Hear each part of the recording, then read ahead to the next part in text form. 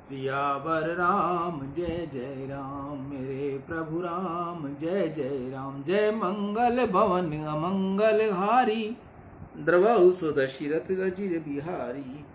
दीन दयाल बिरुद संहारी, हरहु नाथ मम संकट भारी। सियावर राम जय जय राम। जय श्री राम। मैं ईशु हरवानी हनुमानगढ़ टाउन राजस्थान से रोज आपको गंगा दर्शन लाइव दिखाता हूं। आज का संक्षेप में पंचांग। आज की शुभ तिथि ज्येष्ठ मासे शुक्ल पक्षे सप्तमी गुरुवार, विक्रम संवत 2081 तदनुसार 13 जून 2024। आज सप्तमी रात्रि को लगभग 9:30 बजे तक की है, तत्पश्चात अष्टमी। आज का विशेष दिन मिथुन संक्रांति भद्रा। ये था आज का पंचांग। कल हमने आपको भक्ति के 9 साधन की कथा पूर्ण की थी। आज हम आपको सुनाने जा रहे हैं जीव शिव की मैत्री। परमात्मा श्री राम जीव मात्र से सच्चे सुहृद है। सुहृद और मित्र इनमें अंतर है। मित्र थोड़ा भी स्वार्थ रखकर प्रेम करता है, सुहृद निरपेक्ष प्रेम करता है। श्री राम मित्र नहीं, सबके सुहृद हैं। सुहृद सर्वभूतानाम। ईश्वर जीव के साथ प्रेम करते हैं, तब कोई भी अपेक्षा रखकर नहीं करते। परमात्मा समय आनंद स्वरूप हैं। आनंद रूप श्री ईश्वर को, श्री भगवान को, श्री राम को, श्री कृष्ण को किसी वस्तु की आवश्यकता नहीं। जिसका आनंद बाहर है, जिसका आनंद दूसरे में है, उसको सबकी अपेक्षा रखनी पड़ती है। जो स्वयं ही आनंद अनुभव करता है, जो समय के आनंद में ही मस्त है, उसे किसी वस्तु की आवश्यकता नहीं। जीव जब तक अन्य किसी से सुख मिलता है, तब तक वह सापेक्ष है, कुछ अपेक्षा रखता है। आनंद तो जीव के पास ही है, परंतु जीव आनंद अपने से बाहर ढूंढता है और अंदर नहीं। स्त्री से, कपड़ों से, धन से आनंद मिले तो उनके वियोग से तुम दुख भी होगा। तुम्हारा आनंद किसी के अधीन नहीं होना चाहिए, परतंत्र नहीं होना चाहिए। यदि वह किसी के अधीन होगा तो वह दुख देगा। अंतर्दृष्टि करके परमात्मा को अपने अंदर निहारो। एकमात्र भगवान ही आनंद रूप है, बाकी ये जगत तो दुख रूप है। अरे कहीं स्त्री से आनंद मिलता है? नहीं। पुरुष से आनंद मिलता है? नहीं। संसार के किन्हीं भी विषयों में यदि आनंद होता तो सब कुछ छोड़कर किसी दिन भी सोने की इच्छा होती ही नहीं। जगत में आनंद नहीं है, इसलिए निद्रा में आनंद मिलता है। मनुष्य चारपाई पर पड़ने के बाद सब कुछ भूल जाता है, उस समय उसे समय का ही आनंद मिलता है। आनंद बाहर नहीं, आनंद रूप श्री राम सबके अंदर विराजे हुए हैं। श्री राम प्रेम करते हैं, तब कोई भी अपेक्षा रखकर प्रेम नहीं करते। यह वर्षा कौन करता है? वर्षा करने की शक्ति क्या किसी मनुष्य में है? किसी विज्ञान में ऐसी शक्ति है कि वर्षा कर सके? वर्षा तो श्री राम करते हैं। गीता में प्रभु ने कहा है, वर्षा परमात्मा की इच्छा से होती है। प्रभु क्या अपने लिए वर्षा करते हैं? ईश्वर को तो कोई अपेक्षा ही नहीं। भगवान कहते हैं, बेटा एक काम तू कर, दूसरा काम मैं करूँगा। धरती जोतने का काम तू करना, वर्षा मैं करूँगा। पानी बरसाने के बाद बीज बोने का काम मनुष्य का है, बीज में से अंकुर उत्पन्न करने का काम ईश्वर का है। खेत की सुरक्षा मनुष्य करता है, अनाज भगवान उत्पन्न करते हैं। अनाज उत्पन्न करने के पश्चात मनुष्य उसको खाता है। परमात्मा खाए हुए को पचाते हैं। परमात्मा खाते नहीं है, परंतु प्रत्येक के अंदर वैष्णव अग्नि रूप में विराजे हुए भगवान उदर से अन्न का पाचन करते हैं। ईश्वर को कोई भी स्वार्थ नहीं, वह निस्वार्थ भाव से जीव के साथ प्रेम करते हैं। खाने के बाद मनुष्य सो जाता है।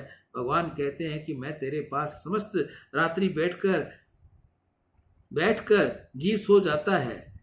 ईश्वर जागकर इसका रक्षण करते हैं। परमात्मा सोते नहीं है।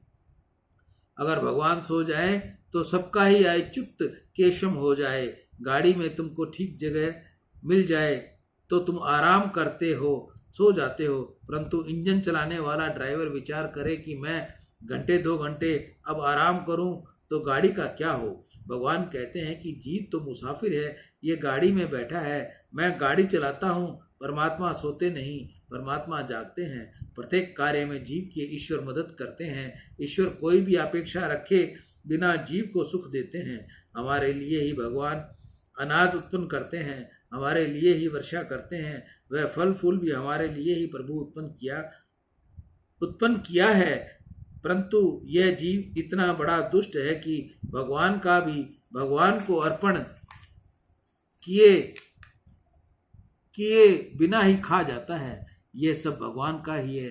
परमात्मा को जो अर्पण नहीं करता वह हरामखोर है, दुष्ट है, वह कृतघ्नी है कि जो ईश्वर को नहीं देता। सबके सच्चे सुहृद परमात्मा है। भगवान विचार नहीं करते कि यह गरीब है कि धनवान है, ज्ञानी है कि अनपढ़ है, बालक है कि प्रौढ़ है, स्त्री है कि पुरुष है, ऊंचे कुल में जन्मा है कि नीची जाति का है। ऐसी विषमता तो मनुष्य रखता है। मालिक की आंखों में तो प्रेम है। जीव परमात्मा के साथ मैत्री करे तो प्रभु उसका परमात्मा बनाते हैं। भगवान अतिशय उदार हैं। परमात्मा जीव को जब देते हैं तब देने में जरा भी संकोच नहीं रखते। जीव देता है तब विचार करके देता है। ईश्वर ऐसा विचार नहीं करते और अपने लिए कुछ रखूं। परमात्मा के साथ मैत्री करने वाले जीव को प्रभु पूर्ण बनाते हैं। यह जगत अपूर्ण है, जीव अपूर्ण है। जीव परिपूर्ण तब बनता है जब वह ईश्वर के साथ मैत्री करता है। किष्किंध्या कांड में जीव और ईश्वर की मैत्री में की कथा है। भगवान शंकर माता पार्वती से कहते हैं, शबरी का उद्धार करके श्री राम लक्ष्मण धीरे धीरे ऋषिमुख पर्वत के समीप पधारे। ऋषिमुख पर्वत के ऊपर सुग्रीव 4 मंत्रियों के साथ बैठे थे। उन्होंने श्री राम लक्ष्मण को आता हुआ देखा। सुग्रीव ने हनुमान से कहा कि ये 2 महापुरुष कौन है? बाली ने मुझको मारने के लिए तो कहीं इनको यहाँ नहीं भेजा, ये कौन है? तुम परीक्षा करो। श्री हनुमान जी महाराज ने ब्रह्मचारी का रूप धारण किया। बाद में रघुनाथ जी के पास जाकर उनको वंदन करके हनुमान जी ने पूछा, आप कौन हैं? आप नर नारायण जैसे लगते हो, आप यहाँ क्यों पधारे हो? आपको देखकर मुझको बहुत आनंद होता है। हनुमान जी ने बहुत सुंदर भाषण किया। प्रभु ने लक्ष्मण से कहा कि लक्ष्मण, इस ब्रह्मचारी के व्याकरण शास्त्र का अध्ययन खूब किया है। यह इतना बोला परंतु उसमें एक भी शब्द अशुद्ध नहीं बोला, अनर्थ नहीं बोला। विचार करके बहुत सुंदर बोलता है। ये व्याकरण शास्त्र के निष्णांत हैं। लक्ष्मण, तुम देखो तो इस ब्रह्मचारी की लंगोटी बहुत दिव्य है। श्री हनुमान जी महाराज प्रकट हुए तब जन्म से ही दिव्य कौपीन धारण करके ही प्रकट हुए थे। अंजनी माता ने हनुमान जी से कहा था कि तेरी कौपीन का जो वे ही तेरे गुरु हैं। प्रभु ने लक्ष्मण से कहा कि यह ब्रह्मचारी ज्ञानी है, जितेंद्रिय है, इसकी कौपीन अति उज्जवल है। यह सुनकर हनुमान जी को विश्वास हो गया कि यह परमात्मा है, यही मेरे गुरु हैं। लक्ष्मण जी ने हनुमान जी को संक्षेप में सब कथा सुनाई। हम 2 महाराज दशरथ के बालक हैं। श्री राम लक्ष्मण हमारा नाम है। महाराज दशरथ की आज्ञा से हम वन में आए हैं। श्री सीता जी भी साथ थी, उनको रावण ले गया है और अब हम सीता जी की खोज से निकले हैं। ब्रह्मचारी जी महाराज, आप कौन हो? बाद में हनुमान जी ने रघुनाथ जी के चरणों में साष्टांग वंदन किया और कहा, मोरे न्याऊ मैं पूछा साई, तुम पूछो कस नर की नाई, तब माया बस फिरहु बुलाना, ताते मैं नहीं प्रभु पहचाना। माया में फंसा हुआ जीव तुमको भूल जाता है, परंतु नाथ तुम भूल गए, इसलिए मुझको पूछते हो कि तू कौन है? मैं तुम्हारा सेवक हूँ।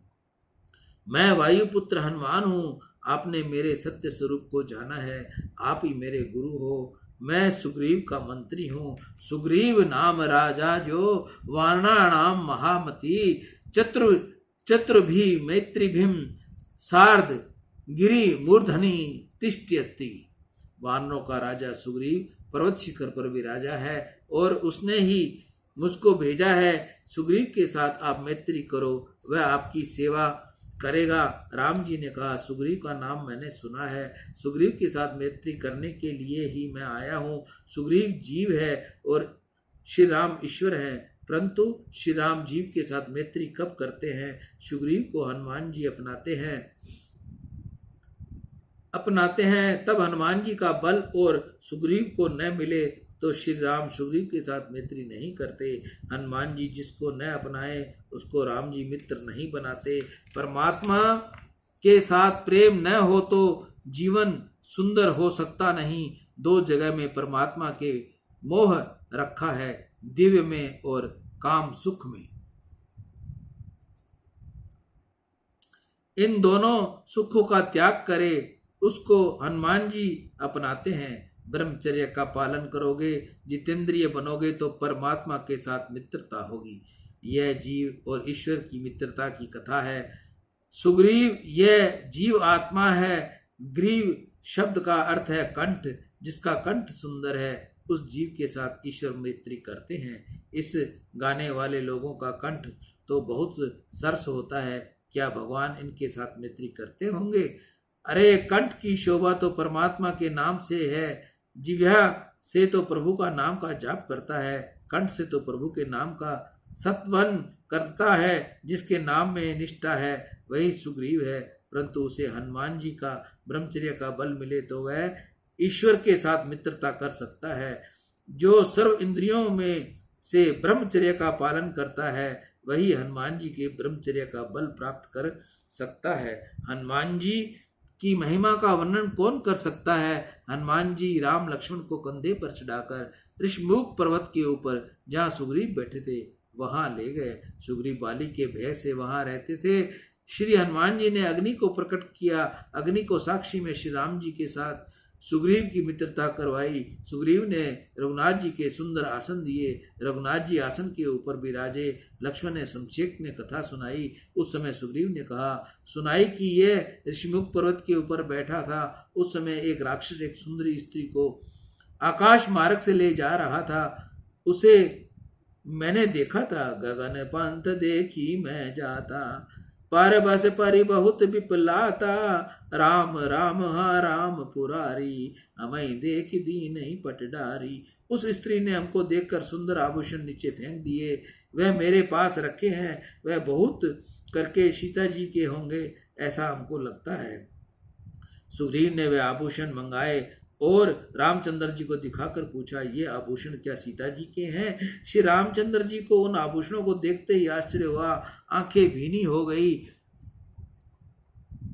ओहो, जानकी चंद्रहास है, ये कर्णफूल है। प्रभु ने लक्ष्मण जी की परीक्षा ली, पूछा, लक्ष्मण तुम्हारी भाभी का ये चंद्रहार तुम पहचानते हो? लक्ष्मण जी ने कहा, बड़े भाई मैंने किसी दिन इन्हें नहीं देखा। श्री राम जी ने फिर पूछा, लक्ष्मण ये तुम्हारी भाभी की बागड़ियां हैं, तुम पहचान सकते हो? लक्ष्मण जी ने कहा, वह मैंने कभी नहीं देखी। राम जी ने पूछा, ये कर्णफूल तुम्हारी भाभी का है? लक्ष्मण जी ने कहा, मैं कुछ नहीं जानता। रामचंद्र जी ने कहा, लक्ष्मण तू तो ना ही करता है, क्या ये तेने कभी देखे ही नहीं? तू किसी आभूषण को पहचानता ही नहीं? लक्ष्मण ने कहा, बड़े भाई आंखें ऊंची करके मैंने किसी भी दिन भाभी को सामने देखा ही नहीं। मैं नित्य भाभी के चरणों में वंदन करता था, इसलिए मैंने चरण के दर्शन किए हैं। इन चरणों के नुपुरों को मैं जानता हूँ।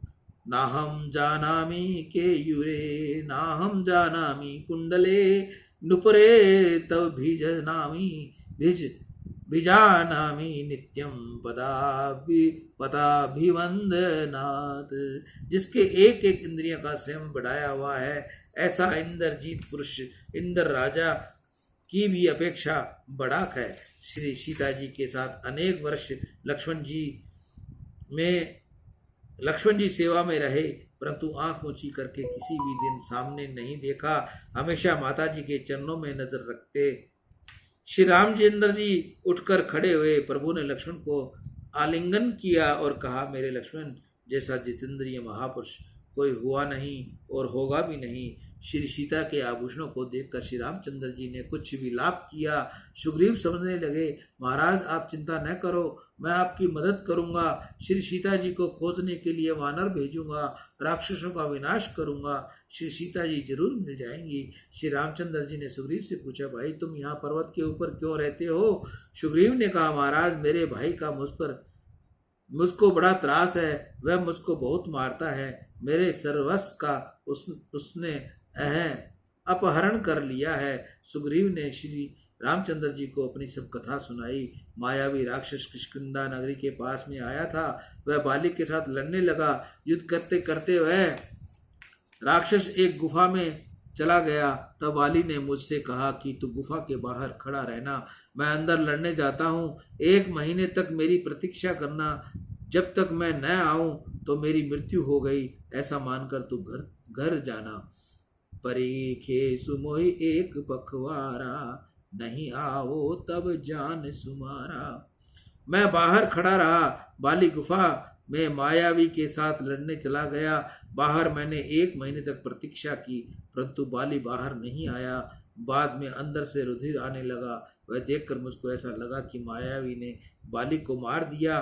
मैं घर चला गया। मेरी अनिष्ठा पर भी वानरों ने मुझे गद्दी के ऊपर बिठाकर राज्याभिषेक कर दिया। 6 महीने बाद मायावी को मारकर बाली आया। मैं गद्दी पर बैठा था, वह उसको अच्छा नहीं लगा, मुझको मारकर निकाल दिया, मेरी स्त्री का अपहरण कर लिया। राजा मैं अतिशय दुखी हूँ। श्री रामचंद्र ने सुग्रीव को आश्वासन दिया कि मैं बाली को मारूंगा, किष्किंधा का राज मैं तुमको दूंगा। तब सुग्रीव ने कहा, महाराज वह बाली कोई साधारण वीर नहीं है, बहुत बलवान है। श्री रामचंद्र ने कहा, तुम चिंता नहीं करना। सुग्रीव ने कहा, महाराज बाली का बल कुछ ओछा नहीं, बड़े बड़े ताड़ के ये 7 वृक्ष हैं, एक ही बाण से वह इन 7 वृक्षों को प्रहार करेगा, वह बाली को मार सकता है। राम जी ने एक बाण से 7 ताड़ों का विनाश कर दिया। तब सुग्रीव को विश्वास हो गया कि राम कोई मनुष्य नहीं, कोई देव नहीं, श्री राम तो परमात्मा है। सुग्रीव ने राम जी की स्तुति करते हुए कहा, सुख संपत्ति परिवार बढ़ाई, सब परिहर कर हऊ सेवकाई, ए सब राम भक्ति के बाधक, कहई संत तब पद अवराधक। शत्रु मित्र सुख दुख जग माही, माया करत परमारथ नाई। अब प्रभु कृपा करऊ यही भांति, सब तज बजऊ करऊ दिन राति। महाराज अब तो मुझे राजा होने की इच्छा नहीं। आपके दर्शन होने के बाद अब मुझको राज सुख तुच्छ लगता है। मैं तो आपकी सतत भक्ति करूंगा। सुग्रीव को ज्ञान प्राप्त हुआ। प्रभु ने कहा, तू जो कहता है वह सच है, परंतु भविष्य में लोग बात करेंगे कि रामचंद्र ने सुग्रीव को अपनाया, परंतु सुग्रीव को क्या मिला? मेरी इच्छा है कि मैं बाली का विनाश करके तुझको किष्किंधा का राजा बनाऊं। तुम बाली के साथ युद्ध करने के लिए जा। सुग्रीव प्रभु की आज्ञा होते ही बाली के साथ युद्ध करने गया। जाकर युद्ध करने के लिए गर्जना की। बाली युद्ध करने के लिए तैयार हुआ। बाली की पत्नी तारा ने बाली को जाने से मनाही की। तारा ने बाली से कहा, मैंने सुना है कि सुग्रीव को किसी का बल मिला है, इस कारण वह गर्जना करता है। श्री राम लक्ष्मण फिरते फिरते यहाँ आए हुए हैं। सुग्रीव ने उनके चरणों का आश्रय लिया है। सुग्रीव के साथ तुम वैर न करो। बाली ने कहा, राम जी आए होंगे तो रामचंद्र को मारकर मैं घर ले आऊंगा। इस समय मैं सुग्रीव के साथ मित्रता करने किस प्रकार जाऊं? मैं वीर हूँ। तारा को समझाकर बाली सुग्रीव के साथ युद्ध करने के लिए गया। दोनों के बीच भयंकर युद्ध हुआ। रामायण में वीर रस का विशद वर्णन किया गया है। युद्ध में दोनों अत्यंत लहूलुहान हो गए। सुग्रीव अतिशय थक गए और बाली जहाँ सुग्रीव को मारने के लिए तैयार हुआ, वहीं पेड़ की ओट में बैठे हुए श्री रामचंद्र जी ने बाण मारा।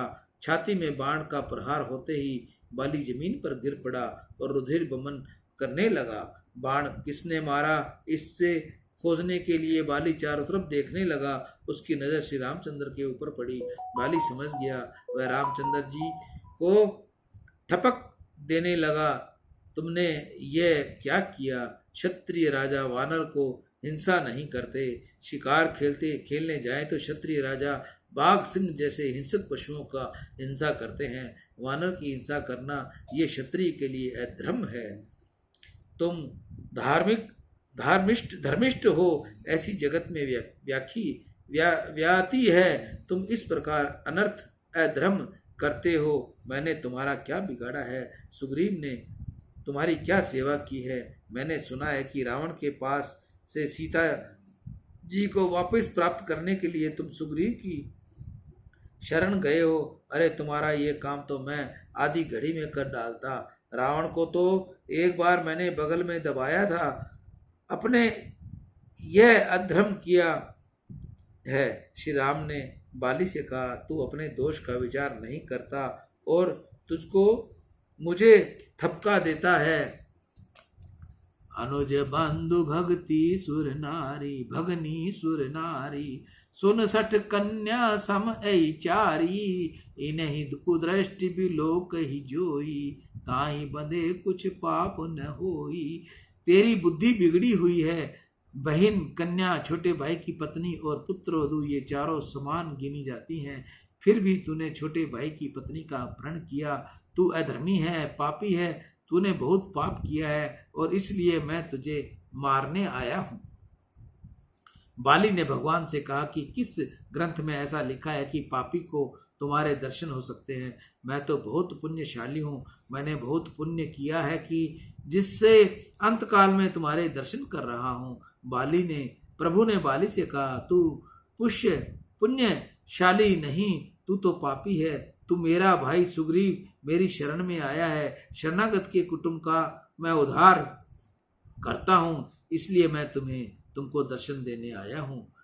प्रणत कुटुंब पाल रघुराही, जो शरणागत है उसके कुटुंब की भी चिंता मालिक को होती है। मालिक ने कहा, मेरे दर्शन तुमको हुए वह तेरे प्रताप नहीं परंतु सुग्रीव के कारण है। तू सुग्रीव के कुटुंब का है, तूने पाप तो किया है परंतु सुग्रीव का भाई है, इसलिए मैं तुमको मिलने आया हूँ। तुमको खबर नहीं, महापुरुष जगत का कल्याण करने के लिए फिरते हैं। महापुरुषों के साथ किसी भी दिन वाद विवाद नहीं करना चाहिए। महापुरुषों के साथ वाद विवाद करे उसका कल्याण नहीं होता। कितने ही रामायणों में ऐसा वर्णन आया है कि बाली ने प्रभु के साथ बहुत झगड़ा किया और कहा, धर्म हेतु अवतेर गुसाई, मारहु मोह व्याध की नाई। पार्थी जिस प्रकार बाण मारता है उसी प्रकार आपने मुझे बाण मारा है, यह बहुत अनुचित है। तब परमात्मा ने कहा, तू पार्थी होकर के मुझको बाण मारने आएगा? भित्वा प्रभांसे वाणेन पूर्ववरेण्य वानर। कृष्ण अवतार में यह बाली जरा पार्थी हुआ। जरा पार्थी ने प्रभु के चरण में बाण मारा। परमात्मा को तो कौन बाण मार सकता है? प्रभु ने ऐसी लीला की कि महापुरुष के साथ वाद विवाद करने वाले को कुछ लाभ नहीं होता। बाली को विश्वास हो गया कि श्री राम परमात्मा है। बाली रुधिर बमन करने लगा, बहुत ही व्याकुल हुआ। बाली की स्थिति देखकर सुग्रीव का हृदय पिघल गया। सुग्रीव ने बाली को चरणों में वंदन किया और कहा, मैं अपराधी हूं, क्षमा करो। बाली ने सुग्रीव को आलिंगन दिया और उसको धन्यवाद देते हुए कहा, तेरे कारण मुझको राम के दर्शन हुए हैं, मैं तेरा उपकार मानता हूँ। तब सुग्रीव ने कहा, बड़े भाई, तुम्हारे कारण मुझको राम जी के दर्शन हुए हैं। तुमको मुझको निकाला न होता तो मुझको राम जी के दर्शन क्या होने थे। मैं अपराधी हूँ, मेरे पाप को क्षमा करो। बाली और सुग्रीव दोनों भाई वैर छोड़कर प्रेम से मिले। मरने से पहले वैर का विनाश करो। वैर और वासना रखकर मरे उसको सदगति नहीं मिलती। वैर रखकर मरे तो मरण बिगड़ता है। महापुरुष मानते हैं कि मरण का निवारण भले ही आवश्यक अशाक्य हो परंतु अच्छे जीव द्वारा मरण को सुधारा शाक्य है। किसी जीव के साथ अनबन हुई हो तो एकाध बार उसको घर जाकर श्री कृष्ण जय श्री कृष्ण करके आना। वैर रखकर नहीं मरना। बाली ने उसके बाद परमात्मा की स्तुति की अब नाथ करि करुणा बिलो कहु देख जो बर मांगहु। जो ही जैन जन्मो कर्म बसते राम पद अनुरागहु। श्री रामचंद्र जी के दर्शन करते हुए बाली ने प्राणों का त्याग किया।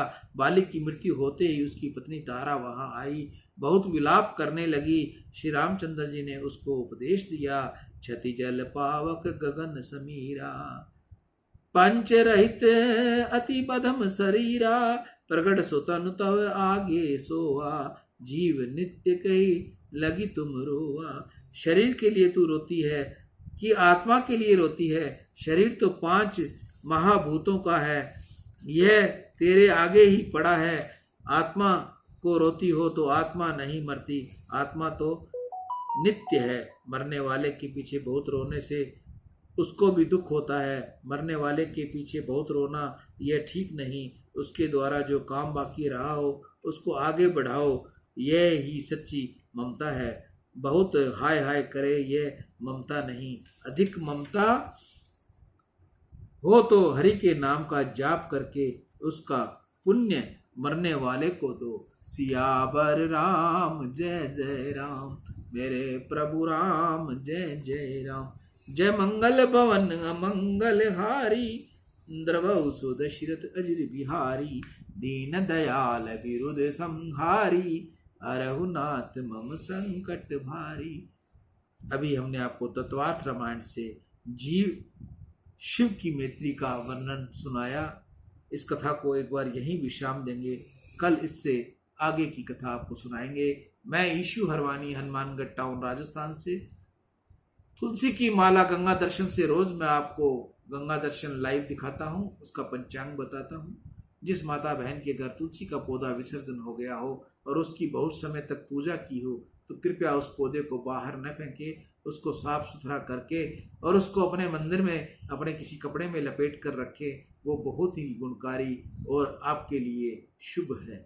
अगर आप चाहो कि मैं उसकी माला बना कर दूं तो वह पौधा आप साफ करके मुझे भेजो, मैं उससे उचित माला बनाकर आपको दूंगा, जिससे आपकी किसी प्रकार की मैं सेवा शुल्क नहीं लूंगा। आने जाने का कोरियर वो आपका ही होगा। ईशु हरवानी, हनुमानगढ़ टाउन, राजस्थान। राम।